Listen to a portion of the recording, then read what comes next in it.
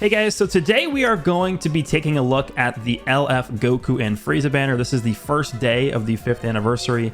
Of course, one of the most asked questions that I get, at least I did in my summon stream, is should I summon on this banner?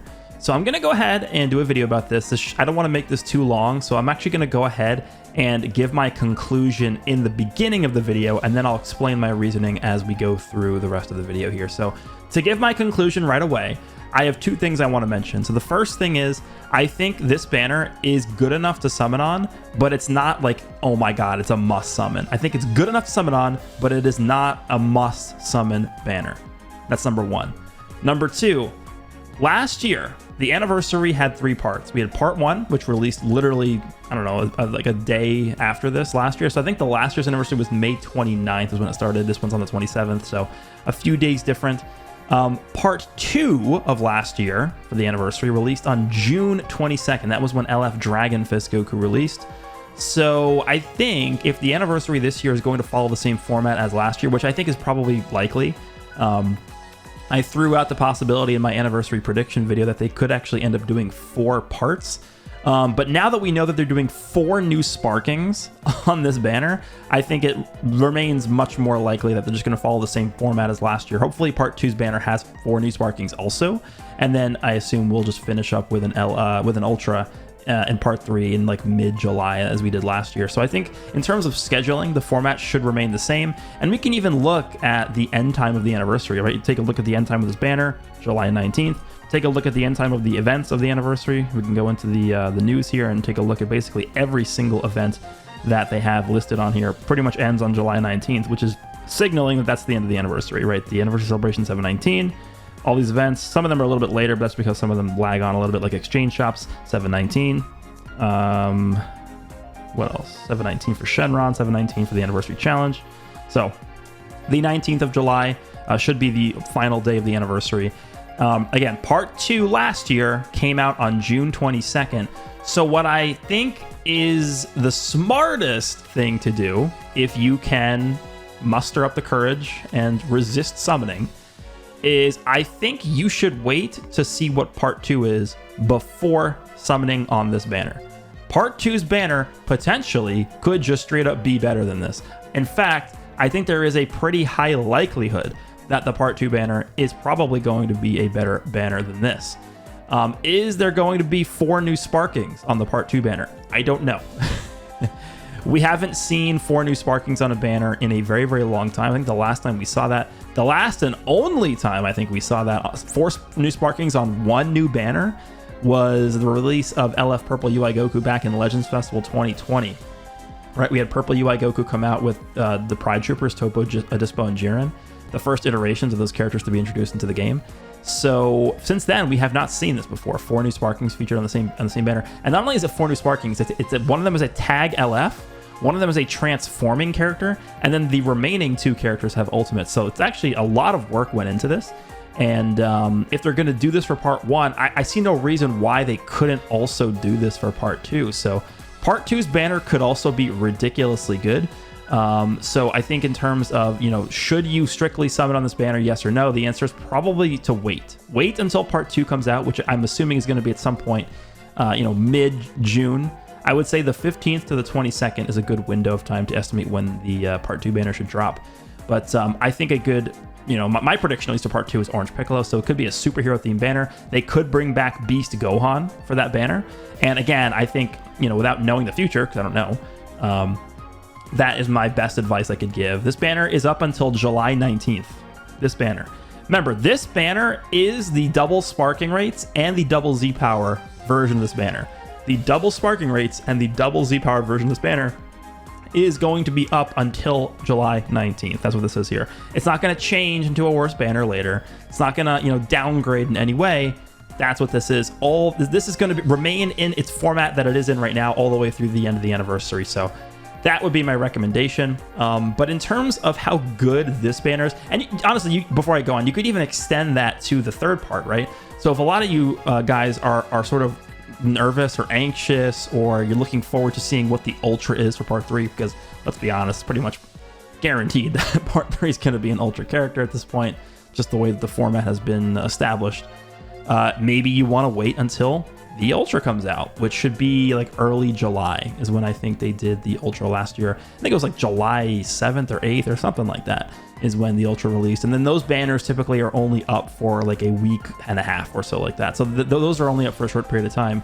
But again, I imagine that the Part 2 banner, once it comes out, will also remain up until July 19th. And then you could even wait longer for more information. So you potentially could wait until the end of the anniversary, the last week and a half of the anniversary, see what the Ultra banner is, see what the Part 2 banner is, and then you're setting yourself up to have the best chance to choose the best option for your account, right? You're going to know what the Part 1 banner is, you're going to know what the Part 2 banner is, and you're going to know what the Part 3 banner is. If you summon on this banner right now, you're going to summon on this banner not knowing what Part 2 is and not knowing what Part 3 is. What if the Part 2 banner has like the 4 best units in the game on it? It's possible.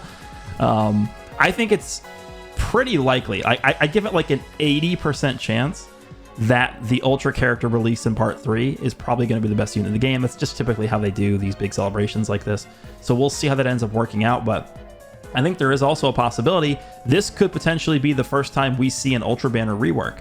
We could see some older Ultras be put on that banner. This is, I've mentioned this before, we're getting into the territory where Ultra banners, like you can't just have the one Ultra on there anymore, because now we're at a point where like who in their right mind would summon on Ultra Super Gogeta's banner when there's just, 500 better options at this point. So what they should do is they should put some of those older Ultras on the Ultra banner for Part 3 alongside the new one, and just have them all have, decent rates. That's what I think they should do. I don't think it's completely out of the question. I think it's actually quite likely to happen during this anniversary. If they really want to end with a bang, that's what that would be a good thing that they can do for people who just haven't had luck pulling Ultra characters. So that is my advice here, just to wait. However, I understand that most people don't like waiting because it's boring and you want to use the new characters. You're fighting them in PvP. You're seeing other people use them. You want to jump into the action as well. If you decide, hey, I want to summon on this Part 1 banner, I think a good idea maybe would be to summon a little bit and then hold on to at least like, I don't know, half or 2/3 or maybe even just a third of your reserve of crystals to see what Part 2 is, and then ration it that way. I wouldn't really say spend everything on this banner. But I will reiterate the fact that I don't think this banner really is that bad. This banner's not bad, but again, it's not a must summon. So let's go ahead and take a look at the actual banner lineup itself. So this banner has a lot of LFs on it. So let's see here. So we have Goku and Frieza. I can sort of make a little comment about each individual character here. So Goku and Frieza, I have not had enough experience using them. I've only used them in my initial 3-star summon video, so I don't really think it's fair for me to make a judgment call on how good they are yet. They feel interesting. I think the Rising Rush counter mechanic is pretty good. It definitely does manipulate the course of the fight in a lot of instances. Makes you sort of rethink, okay, do I want to rush or not? And a lot of times it makes people not want to use the rush, which is cool. So I think they are a good unit. They hit very hard. Defensively, I think they are a little lacking, but again, mine's only 3 stars, so I don't really think I have a good standpoint to make a comment on regarding that aspect of the unit, but I think they are definitely a very good character. LF Cooler.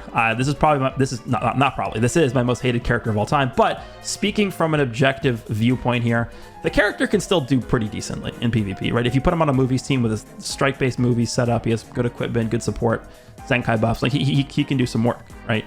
LOE is a team that this Cooler never really fit on that well because it's always been a blast-based team. With Goku and Frieza now in the game, of course, they're also on LOE. You can kind of build like an okay LOE setup that's strike-based and have Cooler now be semi-viable on that team. So, he has like an okay spot right now. UI Goku, I feel like UI Goku with the dodging mechanic has had a decent spot in the game for a while. It's one of the more timeless mechanics that exists in the game. Definitely not as strong as he was when he came out because we've had a lot of power creep since then. Character is over a year old at this point, or just about a year old at this point. But I think he's still able to fulfill a decent role on like the Universe Reps team, or maybe even Sun Family if you have a decent setup for him. Purple Jiren, one of the faster characters to ever receive a unique equipment. I'm actually going to throw him in the same bucket as LF Bardock here. So both these characters have their unique equipments, and I actually think we have a lot of old characters that need Zenkais. It's not like completely asinine to wonder, when are these guys getting their Zenkais? Because they're not old, right? They're not old, but they're not new either. Bardock and Jiren kind of released back to back. Bardock released, I believe it was January of 2022, and Jiren released in February of 2022. So they released a month apart from each other, and I'd say Bardock is solid. That's what I'd say about him. He's solid. I'd say Jiren is solid. I wouldn't give either character higher praise than that, but at least they're not unusable, right? You could theoretically create a decent Universe Reps team, powerful opponent team with, purple Jiren. He's actually pretty tanky after his unique equipment. You could create a decent Saiyan team with Bardock, a range-based team. He has a really good Z ability for the leader slot, and he actually works decently well as a last man standing character.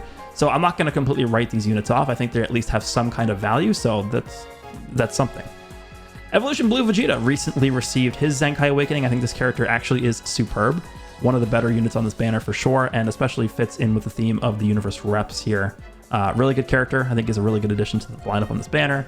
Full Power Frieza. I feel like this is another character that is in line for his Zenkai Awakening. Probably not Anniversary Zenkai. I think we're probably looking at the next character on the list getting a Zenkai in this first part of the anniversary, but we'll see. But Full Power Frieza, I think once he does get a Zenkai, will be undoubtedly one of the better Zenkais we've ever received, just because his base kit has a lot to it, and I think next to all the LOE supports that the team has and the Zenkai buffs, he is just that's just his destiny, is to be a good Zenkai character. UI Goku, I think this is probably the biggest candidate in terms of getting a Zenkai next in the game, even potentially next week or the week after. I think during the anniversary, we'll see this guy getting a Zenkai. I think he is the oldest character to not have a Zenkai in the game now. I think he is. I would have to double check that, but I'm pretty sure that I'm correct. And yeah, the character is just definitely due for a Zenkai Awakening. It would be kind of a cool addition to the Universe Rep team. Universe Reps before Goku and Frieza really didn't have a great purple option, so well, I guess Jiren is okay, but I think if they did give this guy a respectable Zenkai Awakening, he could make for a decent purple character to fill on this team if you don't have Goku and Frieza. Purple Frieza is, I wouldn't really call him like a staple at this point. Definitely has aged pretty well considering how old he is, even though he is Zenkai'd. The fact that he holds a blue card, the fact that he's supporting, the fact that he's giving ki, all that stuff that he's doing for the team, I think is pretty good. Cover change, pretty tanky still. His ultimate hits pretty hard against Saiyans. He's okay. I wouldn't really put him up there in terms of his placement rank amongst the other characters on this banner, but he's still okay. So I think when you look through the lineup on this banner, there aren't really any just straight up trash LFs on here. Like there's no one who's like absolutely terrible, no use whatsoever. I would say maybe except for UI Goku, again, he's literally, I think, about to get his Zenkai Awakening, but we'll see. In terms of the other Sparkings, we have Jiren, really, really good. You could make an argument that this is the best character on the banner, this yellow Jiren. I did my showcase on him. He destroyed people. Green Kyoei and Red Casserole, I think I'd probably give the edge to Kyoei in terms of value, just because I feel like she pairs up really, really well with Ultra Hit. I feel like that might have been their intention in terms of when they were designing this unit. She's able to provide green cards. She provides a team-wide support that's permanent when she uses a green card. The healing is really helpful, and the Vanish Restoration as well. So she's a really good character. I think not going to be very popular just because of who she is. No one really cares about her, obviously. She's a pretty minor character in the Tournament of Power, but I think she's pretty good. I haven't really seen anybody talking negatively about her, and I've only fought her a few times, obviously, with this being the first day of her being released, but I have fought her a few times, and the few times I've fought her, I've been pretty scared of that green card because of how strong it is. Casserole, all memes aside, I actually think can be okay. I would say he's probably the worst out of the characters we've gotten, but he has some redeeming qualities. He can get double card draw speed when you have a full team alive. He can get cover nullification when you have a dead ally. He has a no switching ability with his main ability when you have a dead ally. He goes type neutral. So there are some things he's doing well. He's also supporting, right? Whenever you use a card, he gives the whole team 5% damage inflicted. And when he switches out, he's giving ki and damage. So he actually does have some decent tools with him. But in terms of like a modern day summonable sparking unit, I would say he's just solid. Again, just solid. Then we have the other Sparkings. Mecha Frieza, actually, I think is pretty underrated, but it's not like he's like, oh my god, when LOE gets a new unit, Mecha Frieza's going to make a mega comeback. Like, I don't think he's that good, but he's a good, solid character. This Vegeta was last year's new banner unit next to UI Goku. I really do not like him. This Frieza is okay. at this point. The Angel Golden Frieza, I would just say he's okay.